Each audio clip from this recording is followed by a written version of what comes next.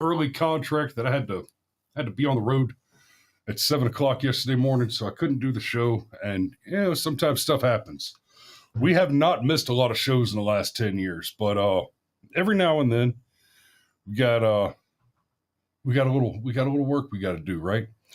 But here's what happened, and man, I hate that I couldn't do the show yesterday morning, because the news that I'm going to talk about today, well, it's good and bad. The timing of it. So if I would have been on to do the show yesterday morning, this is what we would have been talking about. We would have been talking about this revelation, so-called, that was published on Sunday. Basically, first learning about Biden's prostate cancer. Guys, this is a much bigger deal than I think even the worst doomsayers understand at this point. So it would have been nice to scoop everybody and be the first one online talking about this, the first talking head to address it. That would have been awesome. But since I had to be somewhere else yesterday morning, and everybody else got to take their shots first before I did, now I get to hear what they had to say before I come back and talk about it. So Crowder wasn't on yesterday. His CEO, Jared, took over, and they addressed it. Tim Pool addressed it. Now, Tim Pool says this is the biggest scandal in U.S. history, and I still think he's underestimating it, because they're asking the questions. Well, does this mean that his whole presidency was illegitimate because he wasn't competent the entire time he was there? The press was clearly in collusion with the DNC to hide this from the American people.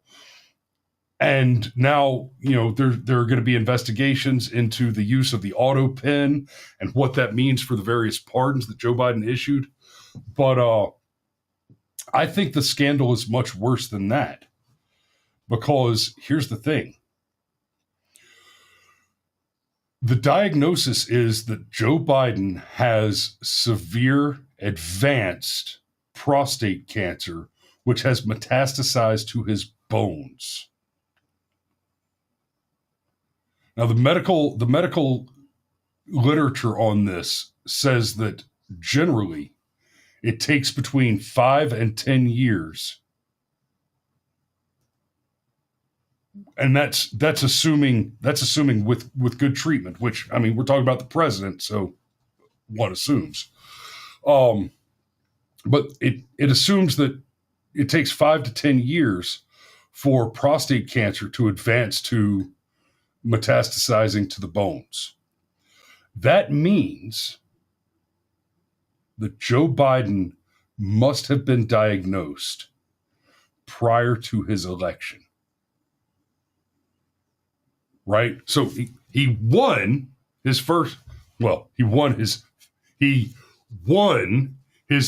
third election attempt in 2020.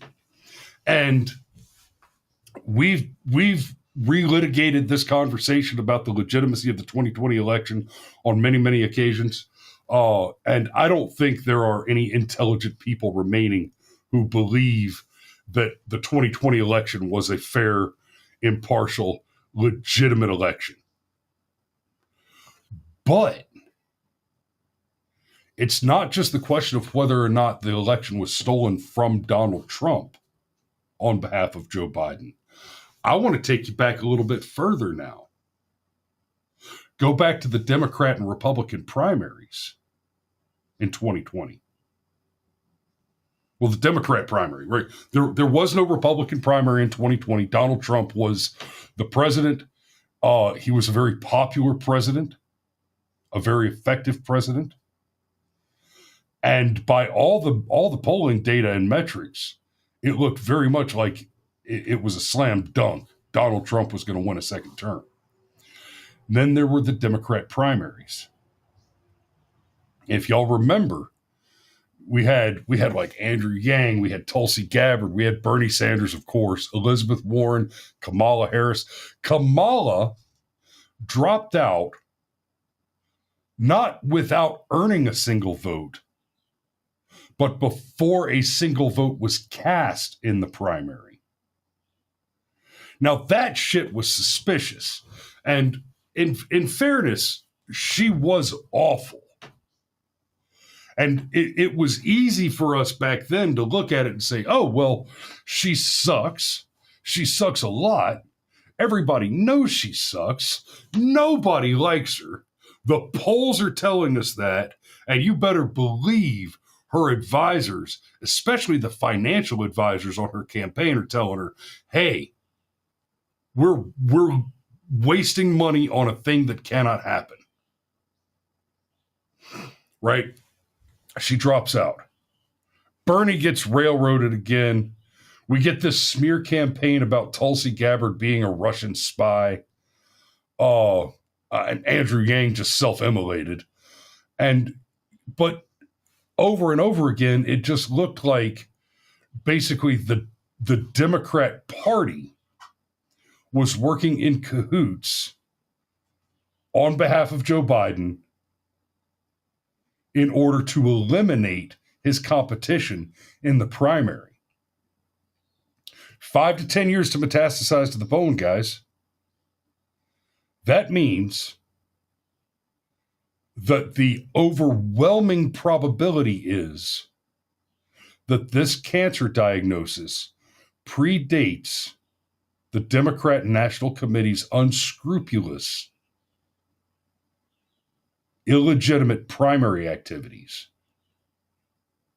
And that's without even discussing the brute fact that Democrats don't have primaries. They simply don't. They parade out some candidates, they pretend like they're having a primary, but at the end of the day, it is their superdelegate mechanism that selects the candidate. If you're a Democrat, if you vote Democrat, and I know my audience, this, obviously I'm not actually speaking to my audience when I say that, but let me say it like this so I can clip the short. If you're a Democrat and you vote Democrat and you vote in Democrat primaries, you are wasting your vote. You're wasting your time going to vote precisely because, owing to the Democrat superdelegate mechanism, your vote is not counted toward the selection of your nominee in the primary process. Your nominee is chosen by committee, in particular, the Democrat National Committee. You, as a Democrat voter, have not selected your presidential nominee within living memory, nor are you likely ever to be afforded that opportunity. Hillary Clinton was forced down on you by shenanigans and backroom deals against her competitors, Bernie Sanders and the like. Joe Biden similarly forced down on you by illegitimate machinations to eliminate primary challengers. And then again in 2024, there were Democrats that attempted to primary Joe Biden. Guys, the way the Democrats treated RFK Jr. in the primaries last year was appalling.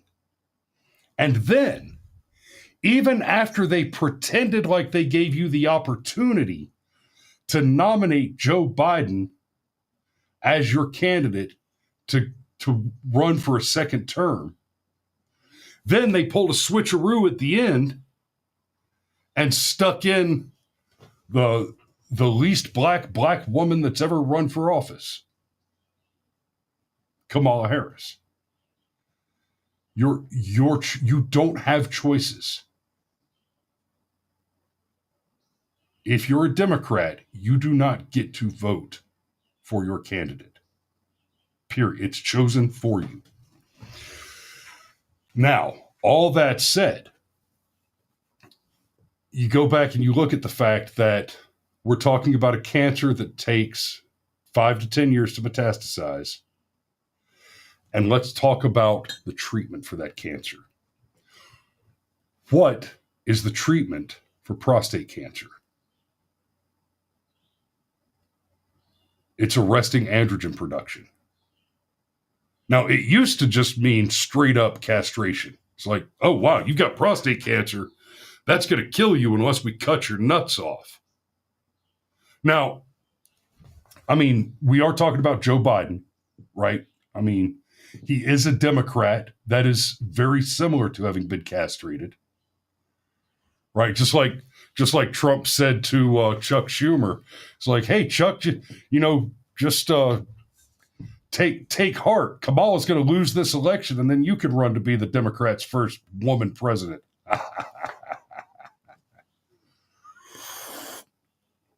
That was a zinger.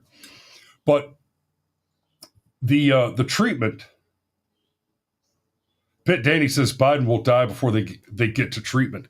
That's no. What I'm saying is this disease must have been diagnosed years and years ago. And the side effects for the treatment, usually something like Lupron, right? An androgen disruptor. The common side effects are weakness, muscle weakness, which causes stumbling, significant fatigue, cognitive decline, right? These are the actual listed side effects of the kinds of treatment that are prescribed with prostate cancer. Right? Now, I've known some people with prostate cancer that just went with the laser treatment. You get these little tattoos, and they kind of hit you with the laser and burn it out. And maybe they could have gone that route with Joe, but we've seen Joe's cognitive decline. Right? Under the Obama administration, when Joe was still the vice president, I mean, he was an asshole. He's always been gaffe prone. But his gaffes back then were things like calling somebody a dog-faced pony soldier, right? Just saying weird shit. It wasn't the the mumbling, bumbling garbage that we got for the last 5, 6, 7 years.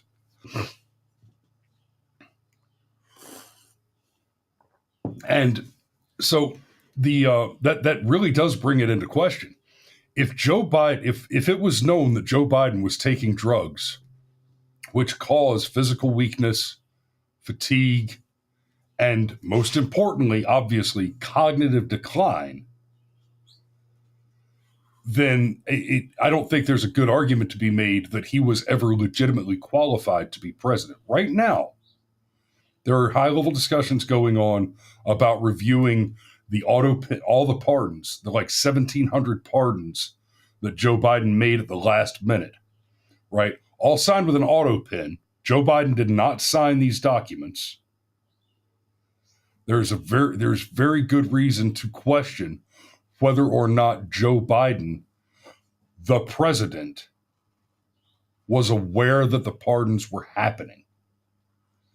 And many of these pardons were bizarre, almost unprecedented. There are only 3 or 4 cases in history prior to the stack that Biden pardoned where a preemptive pardon was made. Now, let me clarify what I mean by preemptive pardon. There have been pardons made for people who have not yet been convicted of crimes, but with very, very few exceptions. In fact, I can't think of anything off the top of my head. The one for Nixon, for example, he hadn't been indicted or convicted of anything, but the crimes were at least alleged, right? But for all of Biden's family, Liz Cheney, this statement's a little muddier when you start talking about Fauci. Fauci has had a few specific crimes actually alleged, but there's just this whole list of people that have been that were pardoned, and the pardons were preemptive, going so far as to be pardons for unnamed, unspecified crimes. Right? He pardoned his whole family and a raft of political allies for anything and everything they may or may not have ever done. And that just sounds, I do not see anywhere in the Constitution that the pardon power can be that unlimited. Right? Because the argument that is made when one argues that the president's power to pardon is so plenary as that is to argue that on his way out the door, Donald Trump could select a goon squad of guys like me and say, hey, Mr. Lowry is pardoned for all crimes he may have committed,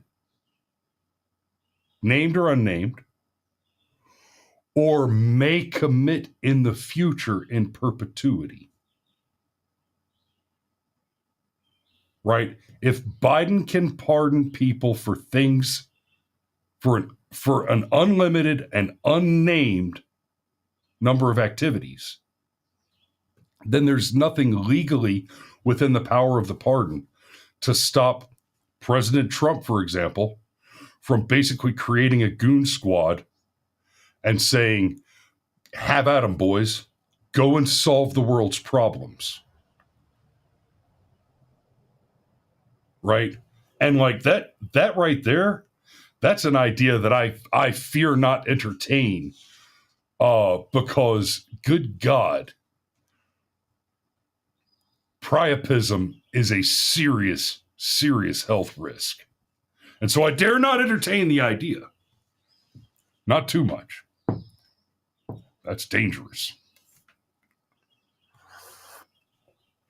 Yeah, that's like I'm gonna have to buy a second backhoe to handle this acreage kind of ideas. So now we've got some very serious, legitimate questions about the competency of the president, and you would talk about a president that was just shoved down our throat and gave us just about the worst administration in history, the most disastrous administration in history. Like, I hear people say, well, Barack Obama was the worst president ever. Jimmy Carter was the worst president ever. Okay.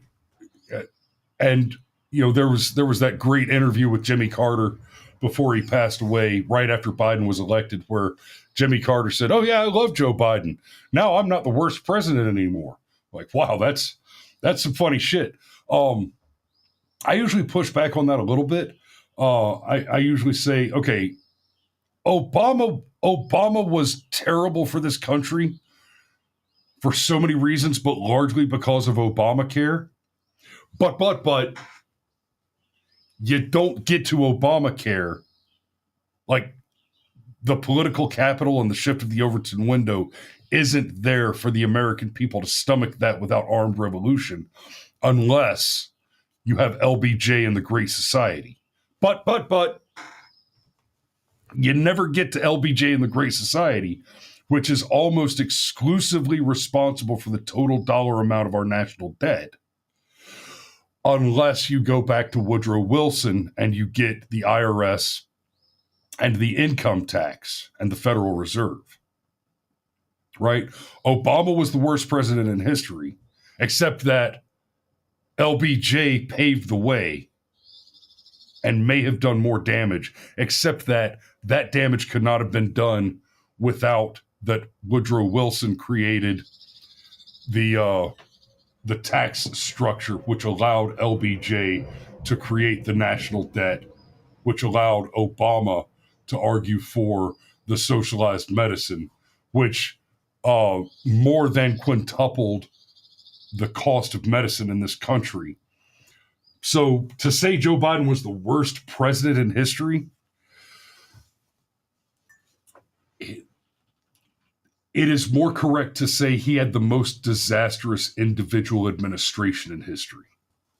Because I cannot think of another administration that had so many pinpoint, right now, catastrophic failures.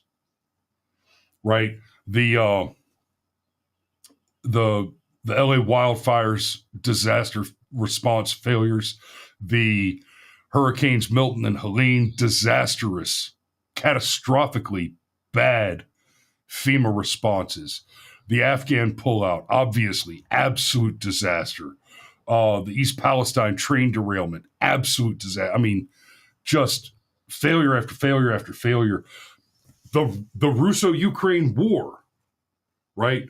The renewed conflict in the Middle East between the Muslims and the Jews, and Israel and Palestine. All of that is directly the responsibility of Joe Biden's bad policies. You know, you could trace Hamas launching attacks on Israel and Russia invading Ukraine. You could trace those directly back to Biden's energy policies, essentially creating the funding mechanism for the Russian invasion of Ukraine, and his gross failure on the Afghan withdrawal as leaving clear signal to all foreign powers that the United States is not currently a serious country with serious leadership and a serious military power, right? You trace all that back to Biden's policies in particular. Now, with the Donald back in place, border shut down, Putin's coming to the table. Trump and Bibi Netanyahu are apparently on the outs for the moment.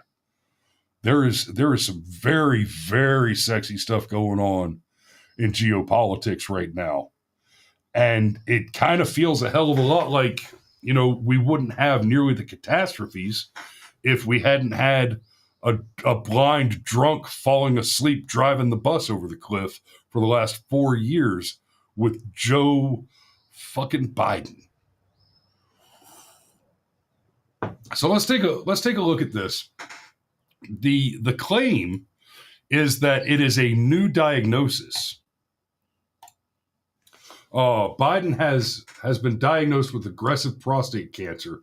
Former President Joe Biden has been diagnosed with aggressive prostate cancer, his office said Sunday. The finding came after the 82-year-old reported urinary symptoms, which led doctors to discover a nodule on his prostate. He was diagnosed with prostate cancer on Friday, with the cancer cells having spread to the bone. Okay, I was told that the nodule, that even that language in this report is suspicious because by and large, they don't do digital prostate exams anymore so much as most especially in men over 70. You know, you don't go in and get they don't do it that way anymore, especially in septuagenarians and octogenarians. They run your PSA, right? They do the PSA test. And then if you've got the elevated PSA, then you get an ultrasound and other tests and a biopsy to confirm, right? So PSA signals possible prostate cancer. Ultrasound finds the nodule, and then there's an exploration to take a biopsy and test for the actual cancer. So the nodule thing sounds weird, but also we're to believe that Joe Biden was the president of the United States for 4 years and did not have a PSA run? That he wasn't.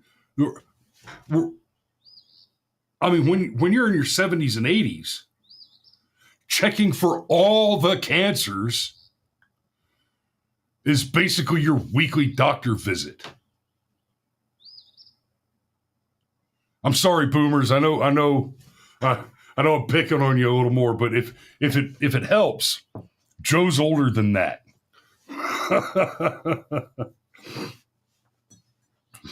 Jesus.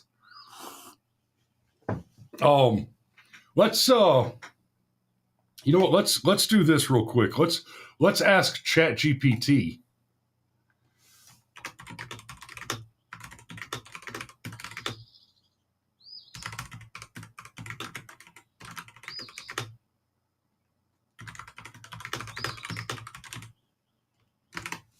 What does ChatGPT say about it? The time it takes prostate cancer to spread from the bone varies, including aggressive cancer, blah, blah, blah, blah. Many years or even decades. High-grade prostate cancer can spread in months to a few years.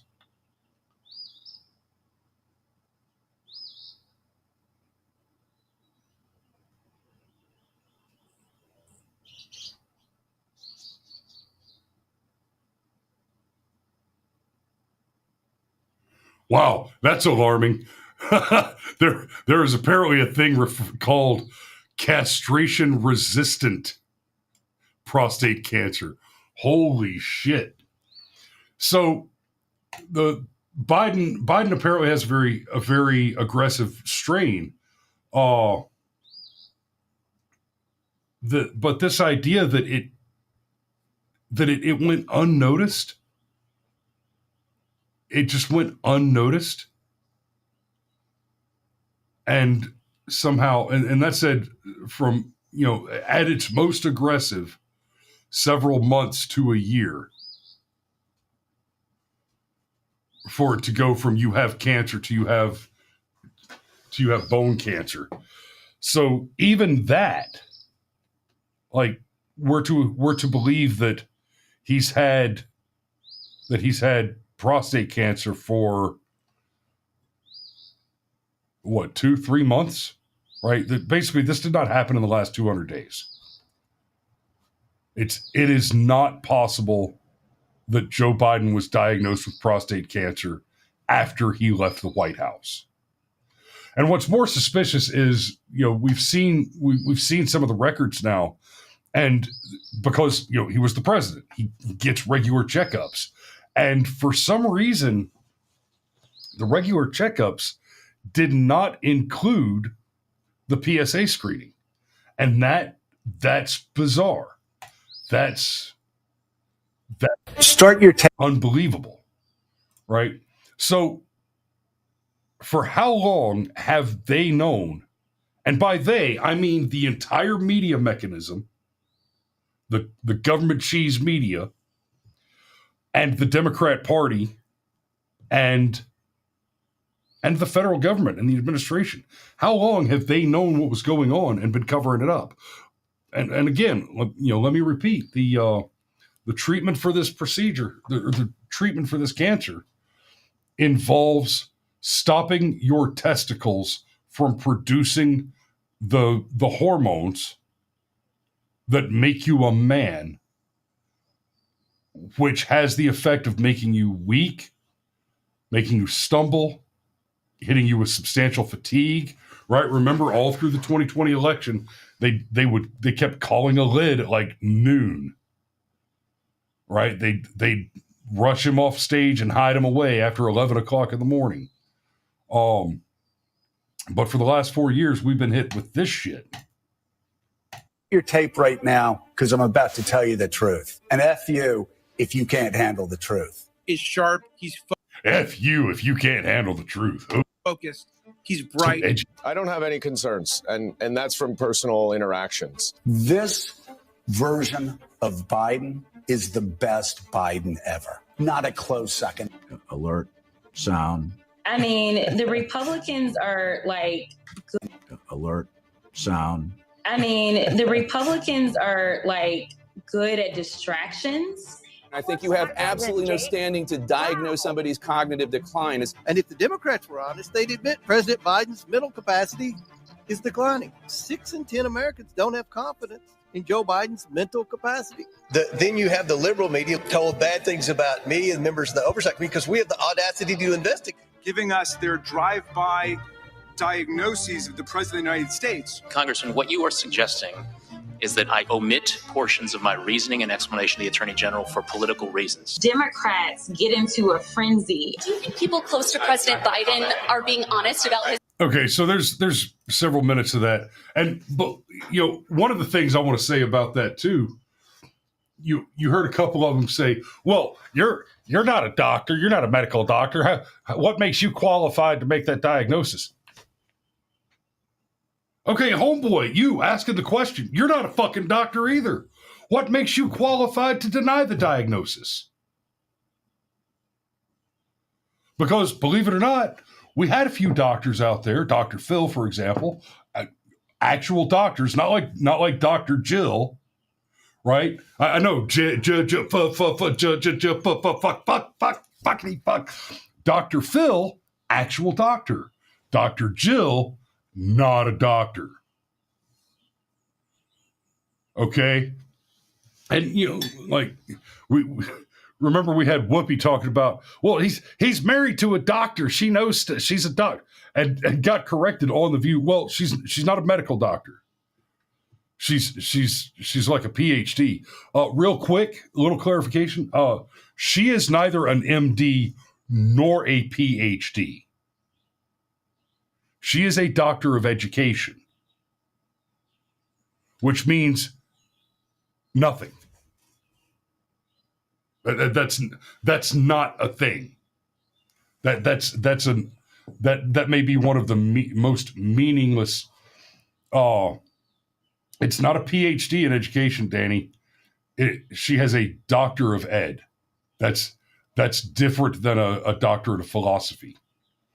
It's a separate discipline. Yeah, it's not even as legitimate as a PhD in underwater basket weaving. Yeah. So you got all that. And just so that there's no confusion, I want you, just so that there's no confusion, this is the behavior they were defending. Poor kids are just as bright and just as talented as white kids. That may be my favorite Biden gaffe. Poor kids are just as bright, just as talented as white kids. Blah, blah, blah. We choose truth over facts. Truth over facts. Would you not rejoin the TPP, yes or no? I would not rejoin the TTP. Why they do that? You had people like you had people like the former chairman. That's what happened. Those kids from Parkland came up to see me when I was vice president. The issue with that statement is Joe Biden had moved out of the Naval Observatory more than a year before. If you agree with me, go to Joe 30330. Help me. I mean, Jesus.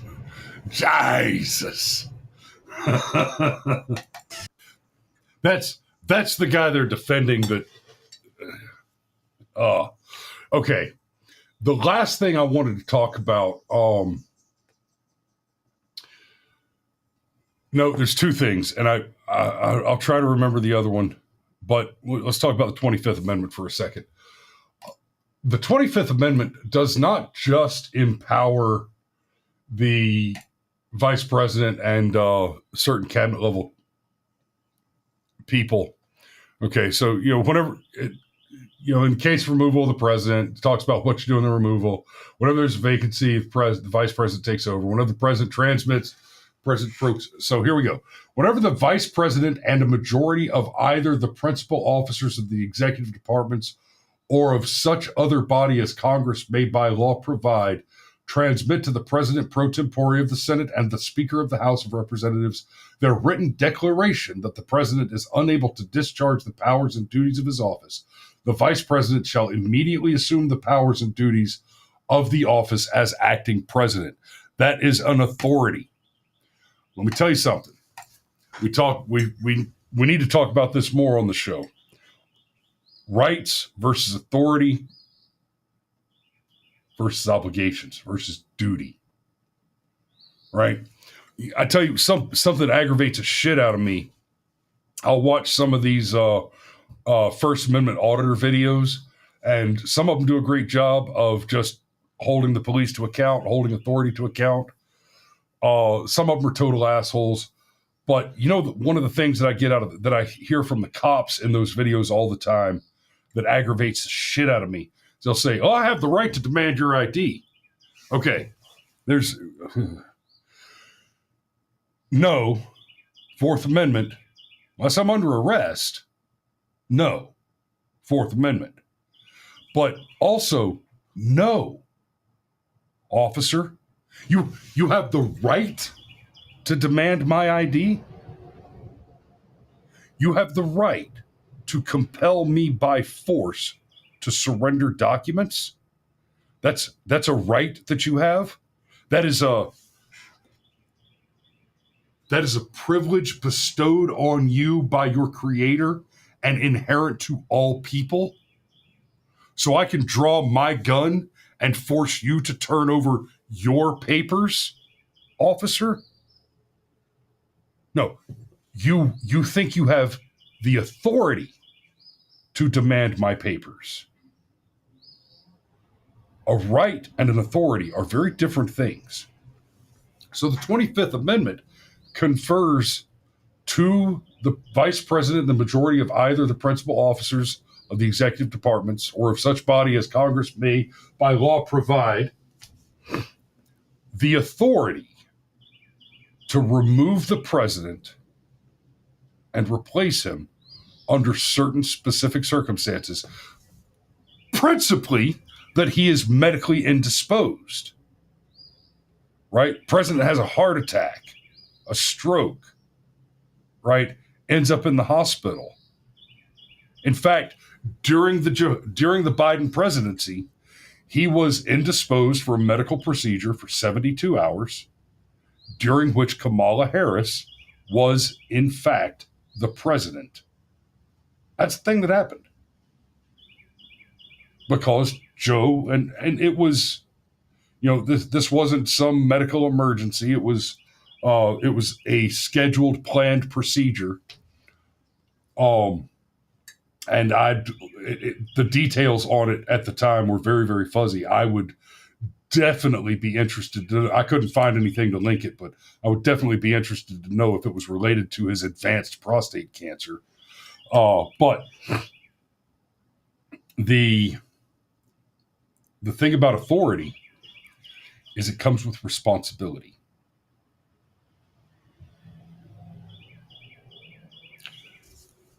I expect my kids to bust their spots, right? Finish eating dinner, I expect them to take their dirty dishes and at least put them in the sink. If not, go ahead and stick them in the dishwasher. I expect them to fold their laundry. I have the authority to command them to do the chores, to contribute to the household labor pool, to get the work done. I have that authority. I have the authority to remove from them their access to amenities like their iPads, right? To restrict their access to watch television as a punishment for whatever transgression, right?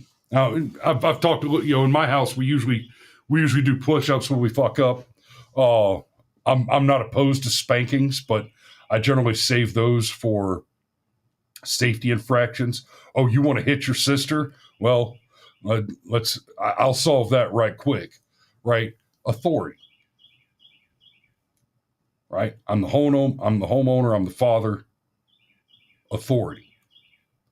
Guess what? That comes with a responsibility, right? I mean, as a father, I have the responsibility to provide for my progeny and for my spouse. And I do that. I feed them. I pay the bills. I keep a roof over their head, keep the lights on. And even take them out to go play in the park and stuff from time to time. I have the authority and the responsibility. And part of that responsibility is to wield that authority responsibly and efficiently. Like I said, we reserve things like spanking for safety infractions. Well, having that authority comes with the duty to remain cognizant,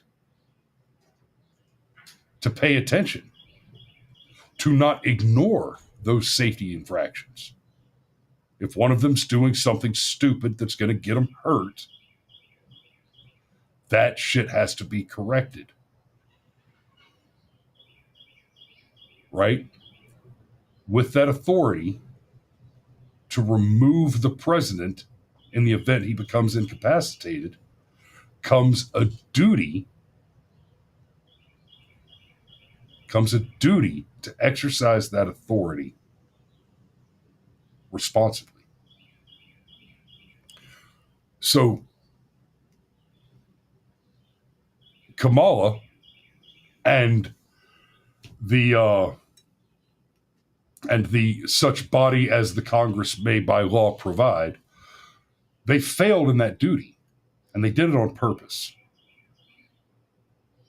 They did it on purpose.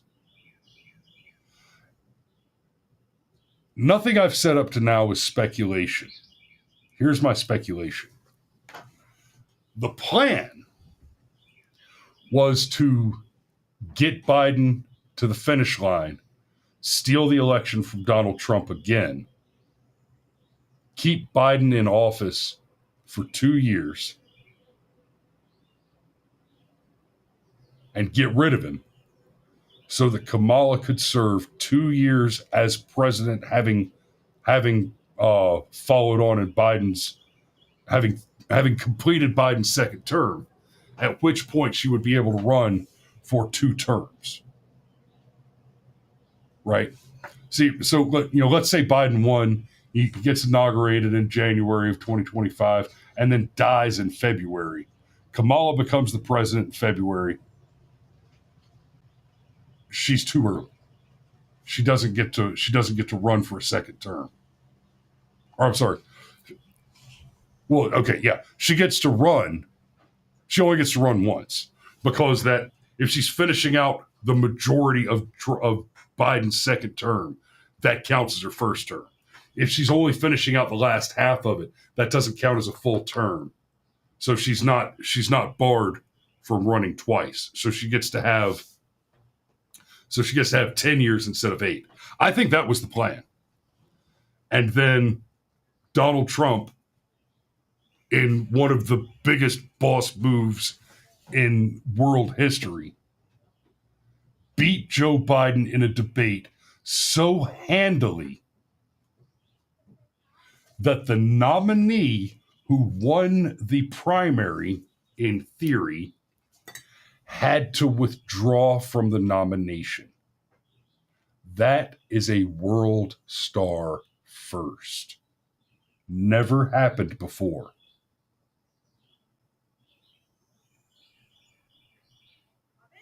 Nailed it. So, at the end of the day, what we're looking at is an election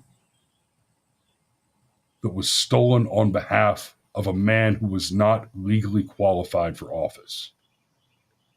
Right?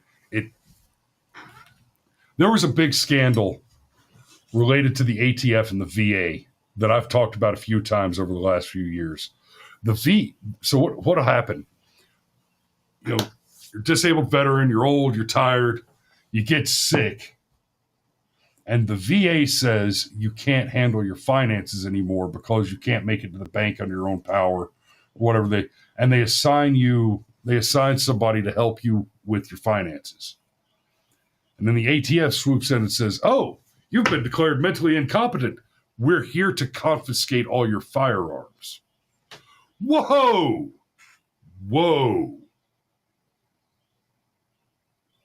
Okay, so that's a big pile of fucking problems right there. But I bring it up to say this. How hard, and the answer is not very, how hard is it for an adult, especially an octogenarian, to be declared mentally incompetent by a court and then assigned to be a ward of the state or assigned to a caretaker? There's a movie. Oh, it's a great movie. What was it called?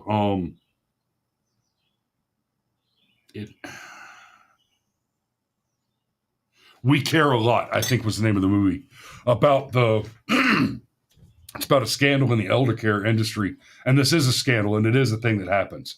And it is big business where people go, these caretakers will find adults, elderly adults who don't have a lot of family, and they'll go and have them declared incompetent. And they become the state-appointed caretaker. They get paid a stipend by the government to do the caretaking. And then the law allows them to liquidate the assets of the victim. I mean their ward, in order to pay for whatever expenses may arise. So they'll go find somebody who's old and rich and doesn't have a lot of family. Right? That's the true diamond, the unicorn they're looking for. Old, rich, unmarried, no family, no next to kin, big house. Oh yeah. They love to get in there. They'll take somebody and they'll have them declared mentally incompetent by a judge. They become a ward. Then they move that person into an old folks home, into a retirement home, and make the argument that they're sick. And then they start them on a course of drugs. And then, oh, well, Your Honor, I need to petition the court for permission to sell off these assets. Well, she's not living in the house anymore, but we got to pay the old folks home. And of course, my modest fee, because this is what I do for a living. I mean, I also have to pay my own bills.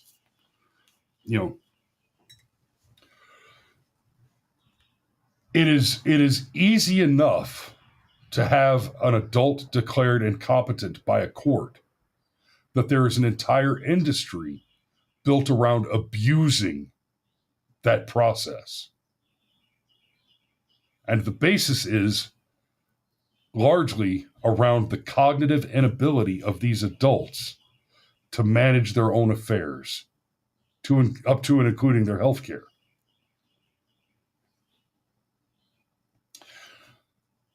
But Joe Biden, who cannot make it to the end of a sentence without falling over, is mentally competent to set our foreign policy, to set our domestic policy.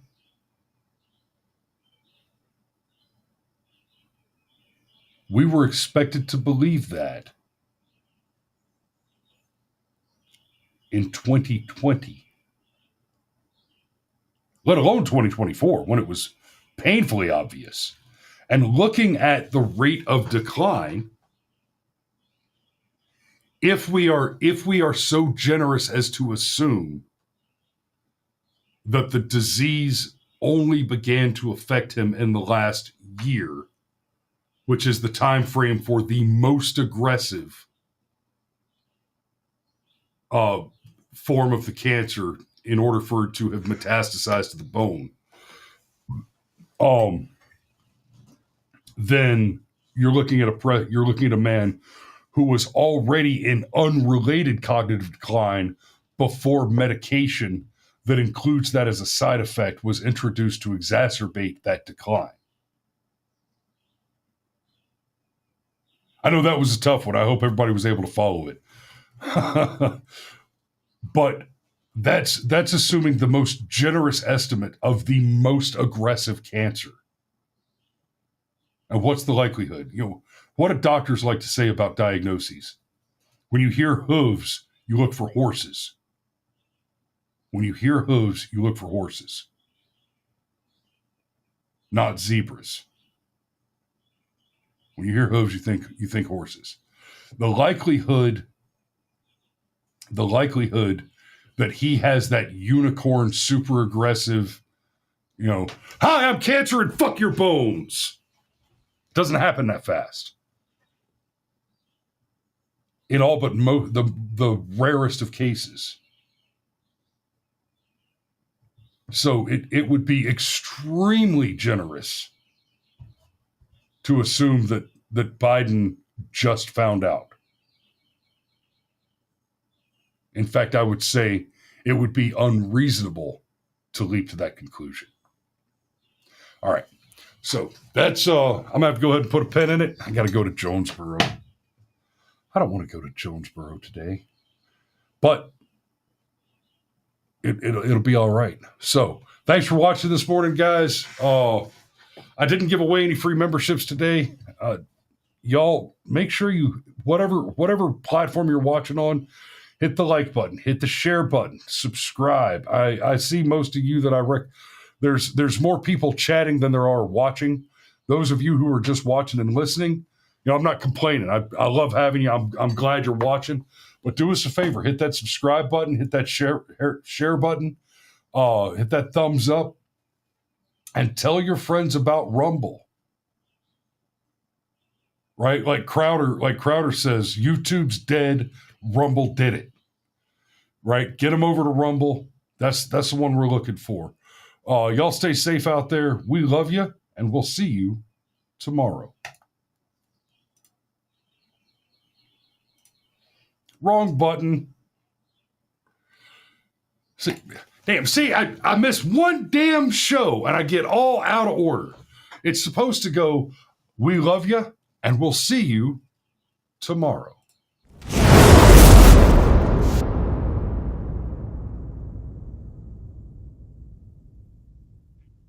Then it switches back over to the thumbnail for the end show